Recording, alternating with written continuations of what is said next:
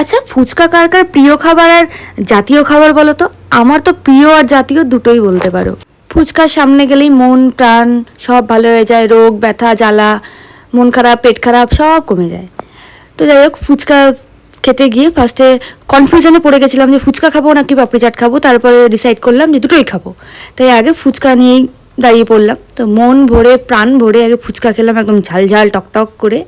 তারপরেই ভাবলাম যে পেট তো ভরলো না আর মনটাও ভরলো না, তাই ভাবলাম যে চলো পাপড়ি চাট খাওয়া যায়। কিছু কিছু স্পেশাল কাকুরা আছে যাদের কাছে ফুচকা খাওয়া মানে অমৃত খাওয়া মনে হয়। সব জায়গায় ফুচকা খেয়ে আবার কিন্তু পোষায় না। আমার মতন কারা কারা তোমরাও এরকম ফিল করো আমাকে কিন্তু কমেন্টস করে জানাতে একদম ভুলবে না। দেন ফুচকা খাওয়া কমপ্লিট করে অর্ডার দিয়ে দিলাম পাপড়ি চাটের। আর পাপড়ি চাটটাতে বেশি করে চাটনি দিয়ে বানাতে বলেছিলাম, কারণ আমার এটা একটা ক্রাইটেরিয়া থাকে।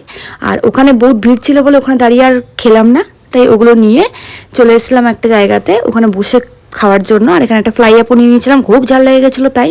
আর বৃষ্টি বৃষ্টি ওয়েদার আর সাথে পাপড়ি চাট ফুচকা উফ জমে পুরো ক্ষীর। তো তোমাদের আজকের ভিডিওটা কেমন লাগলো আমাকে কিন্তু জানাতে একদম ভুলবে না। আর কে কে তোমরাও ফুচকা লাভার্স আছো আমাকে কিন্তু কমেন্টস করে জানিও। টাটা।